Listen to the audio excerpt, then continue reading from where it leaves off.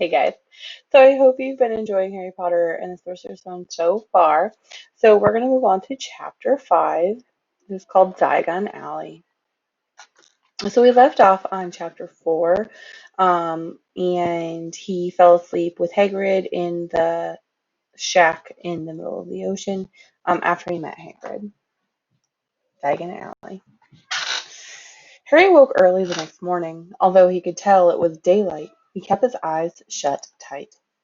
It was a dream, he told himself firmly. I dreamt a giant called Hagrid came to tell me I was going to school for a visit. When I open my eyes, I'll be at home in my cupboard. There was suddenly a loud tapping noise, and there's Aunt Petunia knocking on the door. Harry thought, his heart sinking, but he still didn't open his eyes. It had been such a good dream. Tap, tap, tap, tap, tap, tap. All right, Harry mumbled. I'm getting up. He sat up, and Hagrid's heavy coat fell off of him.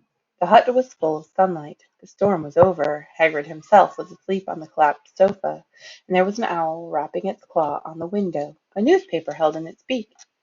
Harry scrambled to his feet, so happy he felt as though a large balloon was swelling inside him. He went straight to the window and jerked it open. The owl swooped in and dropped the newspaper on top of Hagrid, who didn't wake up. The owl then fluttered onto the floor and began to attack Hagrid's coat. Don't do that! Hagrid tried to wave the owl out of the way, but it snapped its beak fiercely at him and carried on savaging the coat. Hagrid, said Harry loudly, that's an owl. Pay him, Hagrid grunted into the sofa. What? He wants paying for delivering the paper. Look in the pockets. Hagrid's coat seemed to be made of nothing but pockets. Bunches of keys, slug pellets, balls of string, peppermint humbugs, tea bags, finally. Harry pulled out a handful of strange-looking coins. Give him 5 Canucks, said Hagrid sleepily. Canucks? The little bronze ones. Harry counted out 5 little bronze coins, and the owl held its leg out so Harry could put the money into a small leather pouch tied to it. Then he flew off through the open window. Hagrid yawned loudly, sat up, and stretched. Best be off, Harry. Lots to do today. Gotta get up to London and buy all your stuff for school. Harry was turning over the wizard coins and looking at them. He had just thought of something that made him feel as though the happy balloon inside him had just got punctured. Um, Hagrid, um, mm? said Hagrid, who was pulling on his huge boots. I haven't got any money, and you heard Uncle Vernon last night. He won't pay for me to go and learn magic. Don't worry about that, said Hagrid, standing up and scratching his head. Do you think your parents didn't leave you with anything? But if the house was destroyed, they didn't keep their gold in the house, boy. Nah, first stop for us is Gringotts Wizard's Bank. Have a sausage, they're not bad cold. And I wouldn't say no to a bit of your birthday cake, neither. Wizards have banks? Just the one, Gringotts, run by goblins. Harry dropped the bit of sausage he was holding. Goblins? Yeah, so you'd be mad to try and rob it. I'll tell you that. Never mess with goblins, Harry. Gringotts is the safest place in the world for anything you want to keep safe, except maybe Hogwarts. As a matter of fact, I got to go visit Gringotts anyway, for Dumbledore, Hogwarts business. Hagrid drew himself up proudly. He usually gets me to do important stuff for him. Fetching you, getting things from Gringotts. Knows he can trust me, see? Got everything? All right, come on then. Harry followed Hagrid out onto the rock. The sky was quite clear now, and the sea gleamed in the sunlight. The boat Uncle Vernon had hired was still there with a lot of water in the bottom after the storm. How did you get here? Harry asked, looking around for another boat. Flew, said Hagrid. Flew? Yeah, but we'll go back in this. Not supposed to use magic now, I've got you. They settled down in the boat, Harry still staring at Hagrid, trying to imagine him flying. Seems a shame to row, though, said Hagrid, giving Harry another one of his sideways looks. If I was to speed things up a bit, would you mind not mentioning it at Hogwarts? Of course not, said Harry, eager to see more magic. Hagrid pulled out the pink umbrella again, tapped it twice on the side of the boat, and they sped off towards land. Why would you be mad to try to rob Gringotts? Harry asked. Spells, enchantments, said Hagrid, unfolding his newspaper as he spoke. They say there's dragons guarding the high security vaults, and then you gotta find your way. Gringotts is hundreds of miles under London, see, deep under the underground. You'd die of hunger trying to get out, even if you did manage to get your hands on something. Harry sat and thought about this while Hagrid read his newspaper, The Daily Prophet. Harry had learned from Uncle Vernon that people liked to be left alone while they did this, but it was very difficult. He'd never had so many questions in his life. Ministry of Magic messing things up as usual, Hagrid muttered, turning the page. There's a Ministry of Magic? Harry asked, before he could stop himself. Course, said Hagrid. They want a Dumbledore for minister, of course, but he never will leave Hogwarts. Or so old Cornelius Fudge got the job. Bungler, if ever there was one. So he pelts Dumbledore with owls every morning asking for advice. What does a Ministry of Magic do? Well, their main job is to keep it from the muggles that they're still with witches and wizards up and down the country. Why? Why, blimey, Harry, everyone would be wanting magic solutions to their problems. Nah, we're best left alone. At this moment, the boat bumped gently into the harbour wall. Hagrid folded up his newspaper, and they clambered up to the stone steps onto the street. Passer-by stared a lot at Hagrid as they walked through the little town to the station. Harry couldn't blame them. Not only was Hagrid twice as tall as anyone else, he kept pointing at perfectly ordinary things like parking meters and saying loudly, See that, Harry? Things these muggles dream up, eh? Hagrid, said Harry, panting a bit as he ran to keep up, did you say there are dragons at Gringotts? Well, so they say, said Hagrid. Crikey, I'd like a dragon. You'd like one? Wanted one ever since I was a kid. Here we go. They had reached the station. There was a train to London in 5 minutes' time. Hagrid, who didn't understand Muggle money, as he called it, gave the bills to Harry so he could buy their tickets. People stared more than ever on the train. Hagrid took up 2 seats and sat knitting what looked like a canary yellow circus tent. Still got your letter, Harry? He asked as he counted stitches. Harry took the parchment envelope out of his pocket. Good, said Hagrid. There's a list there of everything you need. Harry unfolded the second piece of paper he hadn't noticed the night before and read, Hogwarts School of Witchcraft and Wizardry. Uniform. First-year students will require 3 sets of plain work robes, black. 1 plain pointed hat, black for day wear. 1 pair of protective gloves, dragon hide or similar. 1 winter cloak, black with silver fastenings. Please note that all pupils' clothes should carry name tags. Course books. All students should have a copy of each of the following. The Standard Book of Spells, Grade 1 by Miranda Goshawk. A History of Magic by Bathilda Bagshot. Magical Theory by Adelbert Waffling. A Beginner's Guide to Transfiguration by Emmerich Switch. 1000 Magical Herbs and Fungi by Fidelia Spohr. Magical Draughts and Potions by Arsenius Jigger. Fantastic Beasts and Where to Find Them by Newt Scamander. The Dark Force is the Guide to Self-Protection by Quentin Trimble. Other equipment. 1 wand, 1 cauldron, pewter, standard size 2. 1 set glass or crystal vials, 1 telescope, 1 set brass scales. Students may also bring an owl or cat or a toad. Parents are reminded that first years are not allowed their own broomsticks.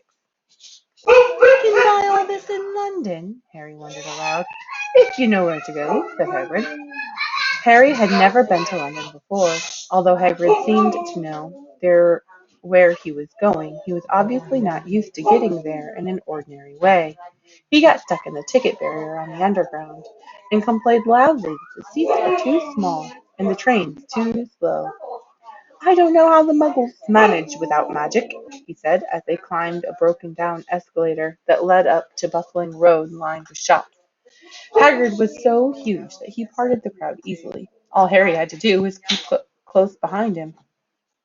They passed bookshops and magic stores, hamburger restaurants and cinemas, but nowhere that looked as if it could sell you a magic wand. This was just an ordinary street full of ordinary people. Could there really be piles of wizard gold buried miles beneath them? Were there really shops that sold spellbooks and broomsticks? Might this not all be some huge joke that the Dursleys had cooked up? If Harry hadn't known that the Dursleys had no sense of humor, he might have thought so. Yet somehow, even though everything Hagrid had told him so far was unbelievable, Harry couldn't help trusting him. "This is it," said Hagrid, coming to a halt. "The Leaky Cauldron. It's a famous place." It was a tiny, grubby-looking pub. If Hagrid hadn't pointed it out, Harry wouldn't have noticed it was even there. The people hurrying by didn't glance at it. Their eyes slid from the big bookshop on one side to the record shop on the other, as if they couldn't see the Leaky Cauldron at all. In fact, Harry had the most peculiar feeling that only he and Hagrid could see it. Before he could mention this, Hagrid had steered him inside. For a famous place, it was very dark and shabby. A few old women were I almost spilled my water. A few old women were sitting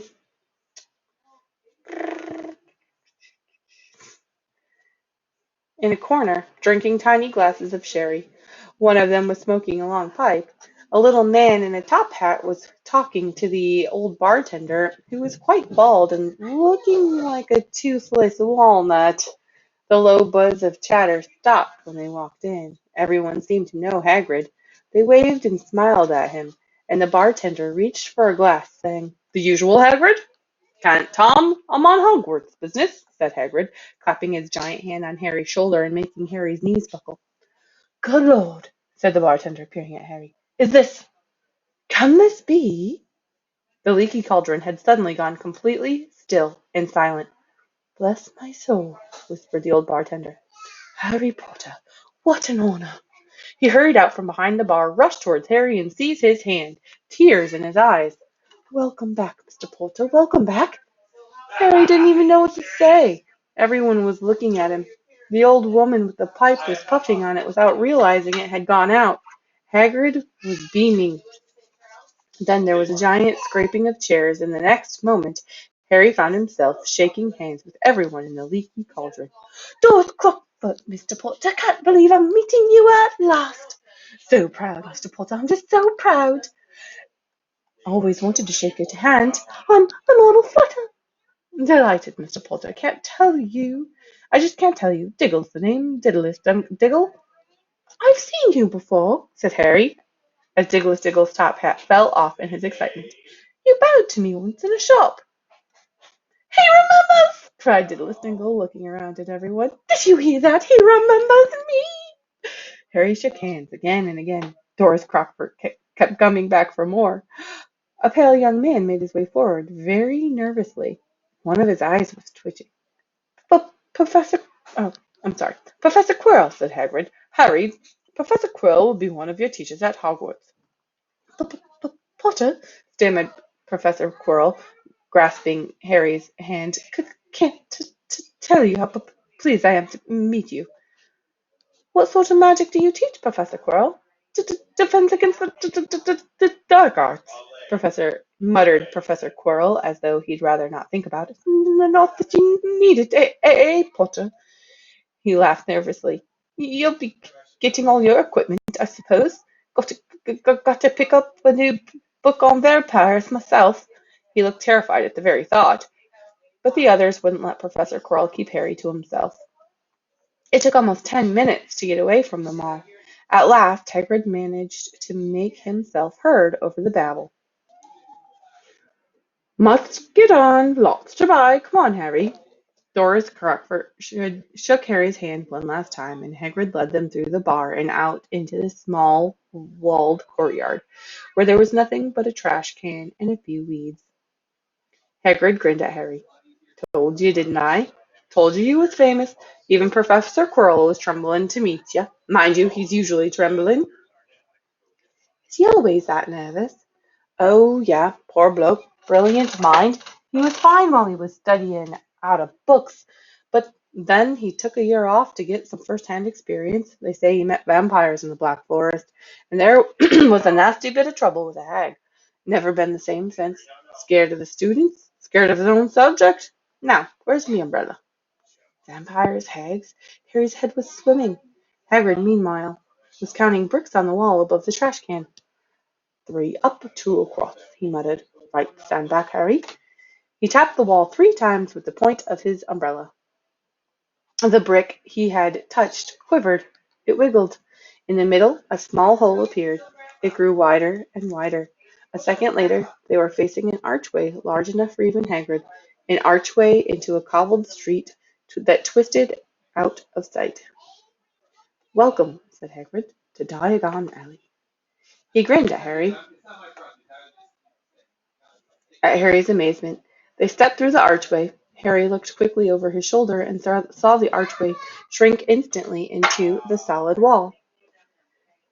The sun shone brightly on a stack of cauldrons outside the nearest shop. Cauldrons, all sizes, copper, brass, pewter, silver, self-stirring, collapsible, said a sign hanging over them. You need to be, yep, you'll be needing one, said Hagrid, but we gotta get your money first. Hagrid wished he had about 8 more eyes. He turned his head in every direction as they walked up the street, trying to look at everything at once. The shops, the things outside them, the people doing their shopping. A plump woman outside, an apothecary, was shaking her head as they passed, saying, Dragon liver, 16 sickles an ounce. They're mad. A low, soft hooting came from a dark shop with a sign saying Aelop's Owl Emporium. Tawny, Screech, Barn, Brown, and Snowy. Several boys of about Harry's age had their noses pressed against the window with broomsticks in it. Look, Harry heard one of them say, the new Nimbus 2000! Fast as ever! There were shops selling robes, shops selling telescopes and strange silver instruments Harry had never seen before, windows stacked with barrels of bat spleens and eel's eyes, tottering piles of spell books, quills, and rolls of parchment, potions, bottles, globes of the moon. Gringotts, said Hagrid. They had reached a snowy white building that towered over the other little shops. Standing beside its burnished bronze doors, wearing a uniform of scarlet and gold, was Yep, that's a goblin, said Hagrid quietly as they walked up the white stone steps towards him. The goblin was about a head shorter than Harry. He had a swarthy, clever face, a pointed beard, and, Harry noticed, very long fingers and feet. He bowed as they walked inside. Now they were facing a second pair of doors, silver this time, with words engraved upon them. Enter, stranger, but take heed of what awaits the sin of greed. For those who take but do not earn must pay most dearly in their turn. So if you seek beneath our floors a treasure that was never yours, thief, you have been warned. Beware of finding more than treasure there.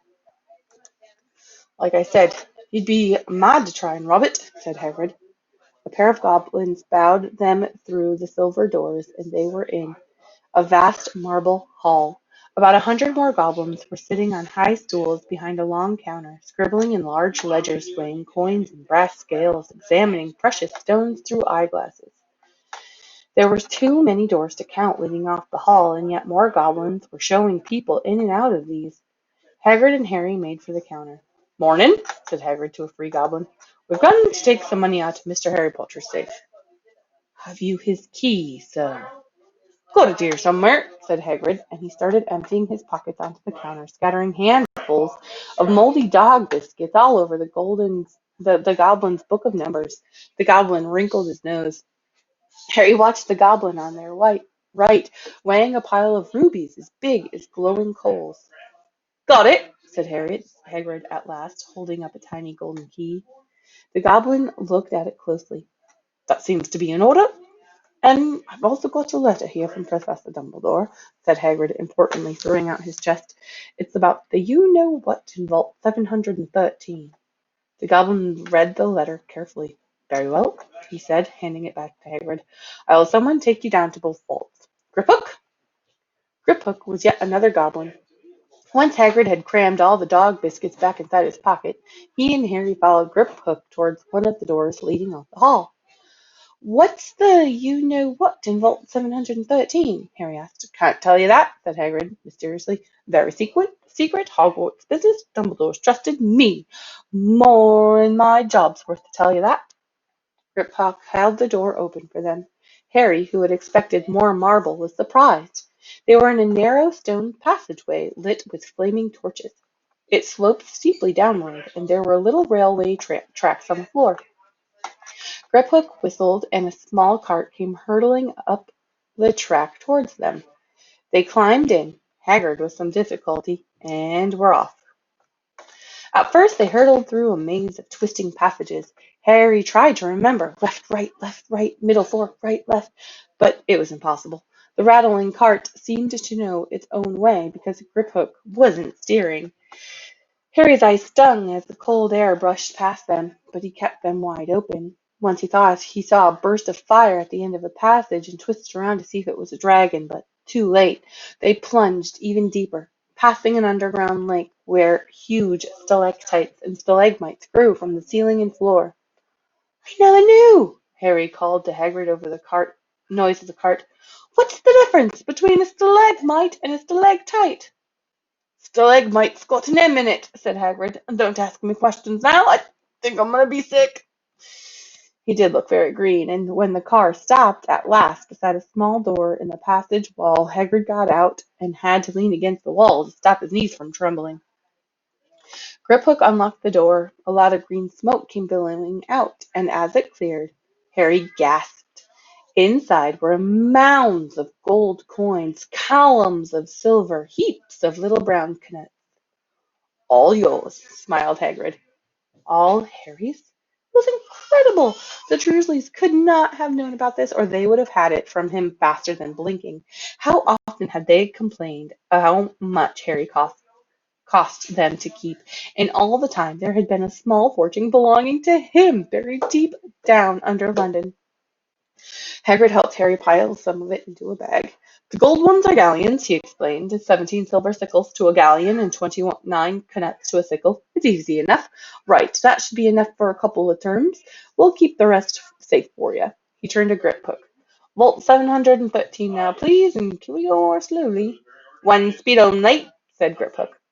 They were only they were going even deeper now and gathering speed.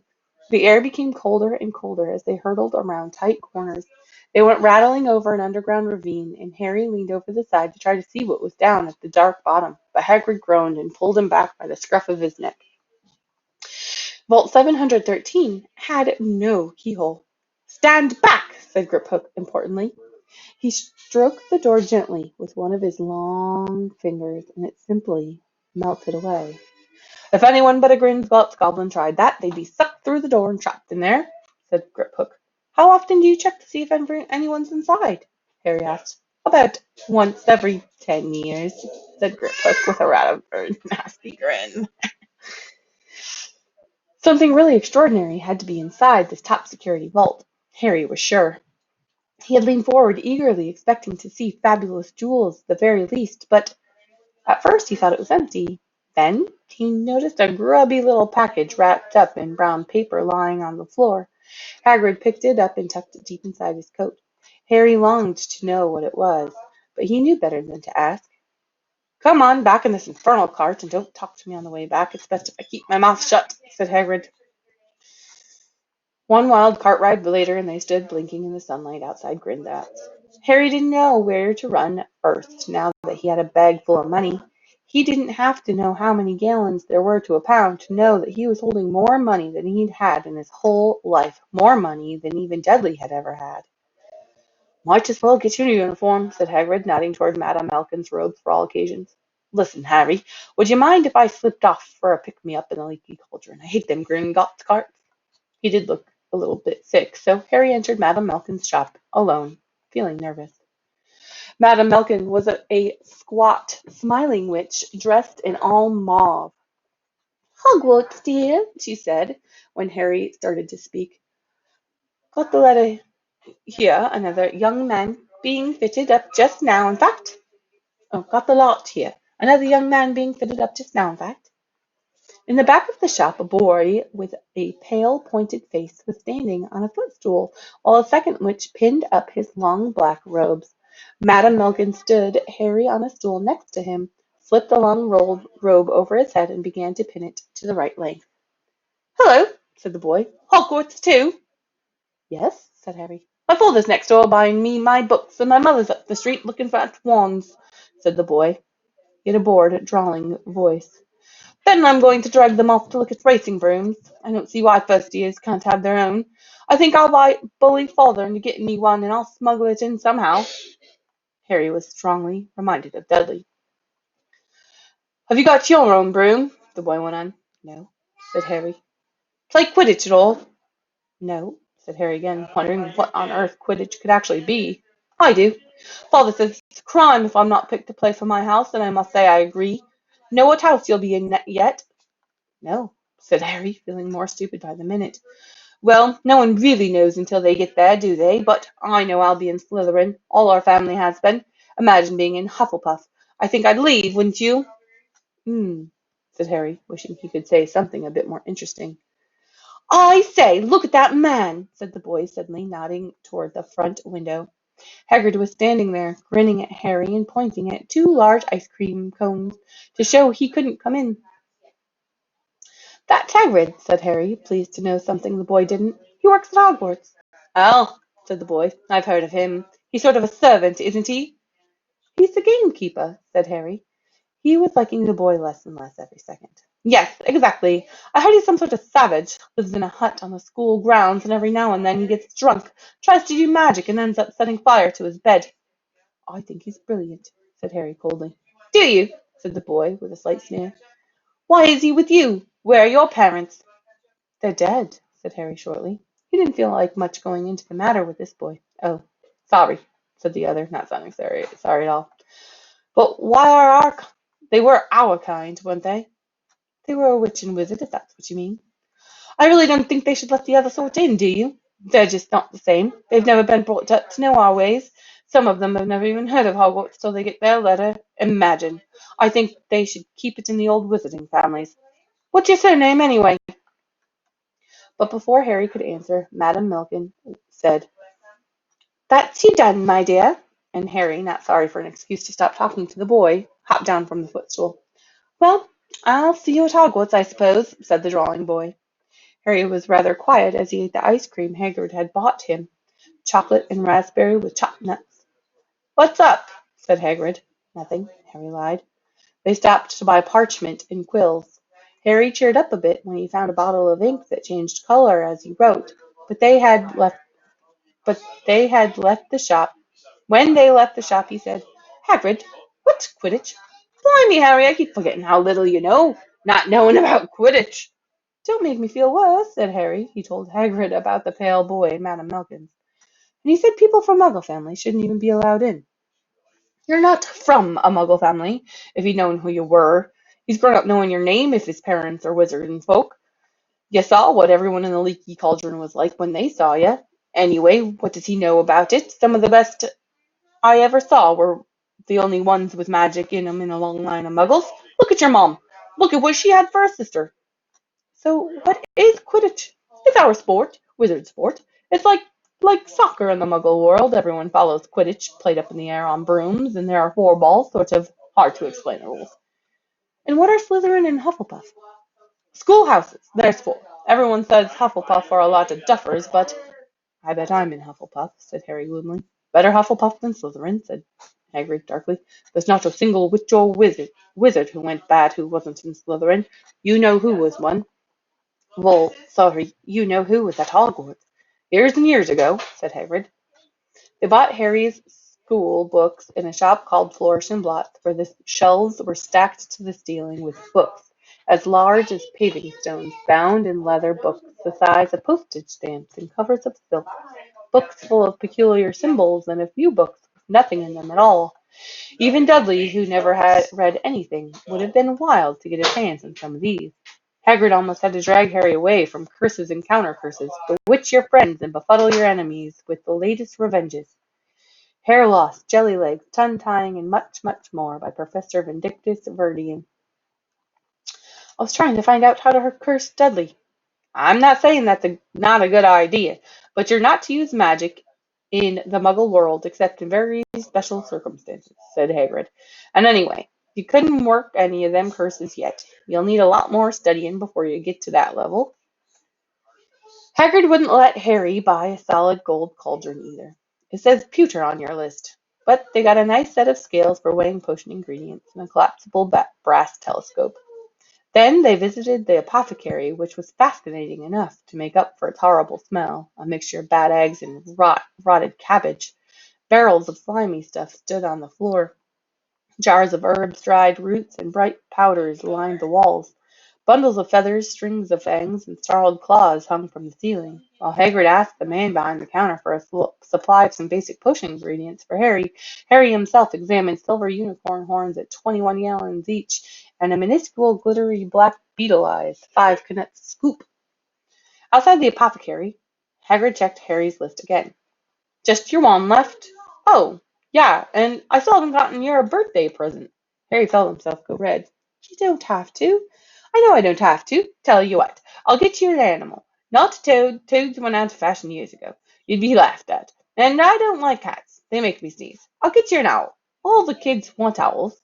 They're dead useful, carry a man and everything. 20 minutes later, they left Aelop's Owl Emporium, which had been dark and full of rustling and flittering jewel-bright eyes. Harry now carried a large cage that held a beautiful snowy owl fast asleep with her head under her wing. He couldn't stop stammering his thanks, sounding just like Professor Quirrell. Don't mention it, said Hagrid gruffly. Don't expect you've had a lot of presents from them Drursleys. Just Ollivanders left now. Only place for one's Ollivanders, and you got to have the best wand. A magic wand. This was what Harry had been really looking forward to. The last shop was narrow and shabby. Peeling gold letters over the door read Ollivanders, makers of fine wands since 382 BC. A single wand lay on a faded purple cushion in the dusty window. A tinkling bell rang somewhere in the depth of the shop as they stepped inside. It was a tiny place, empty except for a single spindly chair that Hagrid sat on to wait. Harry felt strangely as though he had entered a very strict library. He swallowed a lot of the new questions that had just occurred to him and looked instead at the thousands of narrow boxes piled neatly right up to the ceiling. For some reason, the back of his neck prickled. The very dust and silence in there seemed to tingle with some secret magic. "Good afternoon," said a soft voice. Harry jumped. Hagrid must have jumped too, because there was a loud crunching noise, and he got quickly off the spindly chair. An old man was standing before them, his wide, pale eyes shining like moons through the gloom of the shop. "Hello," said Harry awkwardly. "Ah, yes," said the man. "Yes, yes, I thought I'd be seeing you soon, Harry Potter." It wasn't a question. "You have your mother's eyes. It seems only yesterday she was in here herself buying her first wand. 10 1/4 inches long. Swishy, made of willow. Nice wand for charm work." Mr. Ollivander moved closer to Harry. Harry wished he would blink. Those silvery eyes were a little bit creepy. "Your father, on the other hand, favoured a mahogany wand, 11 inches, pliable, a little more power and excellent for transfiguration. Well, I say your father favoured it. It's really the wand that chooses the wizard, of course." Mr. Ollivander had come so close that he and Harry were almost nose to nose. Harry could see himself reflected in those misty eyes. "And that's where—" Mr. Oliver touched the lightning scar on Harry's forehead with a long white finger. "I'm sorry to say I sold the one that did it," he said softly. 13 1/2 inches, you powerful wand, very powerful, in the wrong hands. Well, if I'd known what that wand was going out in the world to do." He shook his head, and then, to Harry's relief, spotted Hagrid. Rubius Hagrid, how nice to see you again. Oak, 16 inches, rather bendy, wasn't it?" "It was, sir, yes." "Good wand, that one. But I suppose they snapped it in half when you got expelled?" said Mr. Ollivander, suddenly stern. Yes, they did, yes," said Hagrid, shuffling his feet. "I've still got the pieces, though," he added brightly. "But you don't use them," said Mr. Ollivander sharply. "Oh, no, sir," said Hagrid quickly. Harry noticed he gripped his pink umbrella very tightly as he spoke. Said Mr. Ollivander, giving Hagrid a piercing look. "Well now, Mr. Potter, let me see." He pulled a long tape measure with silver markings out of his pocket. "Which is your wand arm?" Well, I'm right-handed," said Harry. "Hold out your arm, that's it." He measured Harry from shoulder to finger, then wrist to elbow, shoulder to floor, knee to armpit, and around his head. As he measured, he said, "Every Ollivander wand has a core of powerful magical substance. Mr. Potter, we use unicorn hairs, phoenix tail feathers, and heartstrings of dragons. No two Ollivander wands are the same, just as no two unicorns, dragons, or phoenixes are quite the same. And of course you will never get such good results with another wizard's wand." Harry suddenly realized that the tape measure, which was measuring between his nostrils, was doing this all on its own. Mr. Ollivander was flitting around the shelves, taking down boxes. "That will do," he said, and the tape measure crumpled into a heap on the floor. "Right then, Mr. Potter, try this one. Beechwood and dragon, heartstring, 9 inches, nice and flexible. Just take it and give it a wave." Harry took the wand and, feeling foolish, waved it around a bit, but Mr. Oliver snatched it right out of his hand almost at once. "Maple and phoenix feather, 7 inches, quite wispy. Try." Harry tried, but he had hardly raised that wand when it, too, was snatched right back from Mr. Ollivander. "Nope, nope, here, ebony and unicorn hair, 8.5 inches. Springy, go on, try it." Harry tried and tried. He had no idea what Mr. Ollivander was waiting for. The pile of tried wands was mounting higher and higher on the spindly chair, but the more wands Mr. Ollivander pulled from the shelves, the happier he seemed to become. "Tricky customer, huh? Not to worry, you will find the perfect match here somewhere, I wonder. Now, yes, why not? Unusual combination. Holly and phoenix feather, 11 inches, nice and supple." Harry took the wand. He felt a sudden warmth in his fingers. He raised the wand above his head, brought it swishing down through the dusty air, and a stream of red and gold sparks shot from the end like firework, throwing dancing spots of light on the walls. Hagrid whooped and clapped, and Mr. Ollivander cried, "Oh, bravo! Yes, indeed! Oh, very good! Well! How curious! How very curious!" He pulled Harry's wand back into its box and wrapped it in brown paper, still muttering, "Curious! Curious!" "Sorry," said Harry, "but what's curious?" Mr. Ollivander fixed Harry with a pale stare. "I remember every wand I've ever sold, Mr. Potter. Every single wand. It so happens that the phoenix whose tail feather resides in your wand gave another feather. Just one other. It's very curious indeed that you should be destined for this wand when its brother, why, its brother gave you that scar." Harry swallowed. "Yes, 13.5 inches, you. Curious indeed how these things happen. The wand chooses the wizard, remember. I think we must expect great things from you, Mr. Potter. After all, he who must not be named did great things. Terrible, yes, but great." Harry shivered. He wasn't sure he liked Mr. Ollivander too much. He paid his 7 gold galleons for his watch, and Mr. Ollivander bowed them from his shop. The late afternoon sun hung low in the sky as Harry and Hagrid made their way back down to Diagon Alley. Back across the wall, back through the leaky cauldron, now empty. Harry didn't think at all as they walked down the road. He didn't even notice how many people were gawking at them on the underground, laden as they were with all their funny-shaped packages, the snowy owl asleep in its cage on Harry's lap. Up another escalator, out into Paddington Station, Harry only realized where they were when Hagrid tapped him on the shoulder. "Got time for a bite to eat before your train leaves?" he said. He bought Harry a hamburger, and they sat down on a plastic seats to eat them. Harry kept looking around. Everything looked so strange somehow. "You're right, Harry. You're very quiet," said Hagrid. Harry wasn't sure he could explain. He'd just had the best birthday of his life, and yet he chewed his hamburger, trying to find the words. "Everyone thinks I'm special," he said at last. "All those people in the leaky cauldron, Professor Quill, and Mr. Ollivander. But I don't know anything about magic at all. How can they expect great things? I'm famous, and I can't even remember what I'm famous for. I don't know what happened Sorry, I mean the night my parents died." Hagrid leaned across the table. Behind the wild beard and eyebrows, he wore a very kind smile. "Don't you worry, Harry. You'll learn fast enough. Everyone starts at the beginning at Hogwarts. You'll be just fine. Just be yourself. I know it's hard.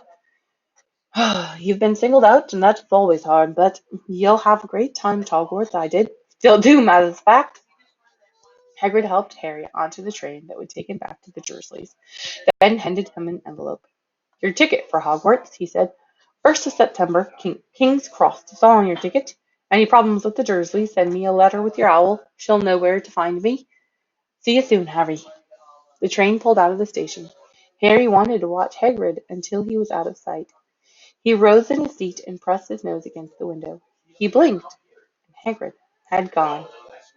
And that is the end of chapter 5. I hope you guys liked it.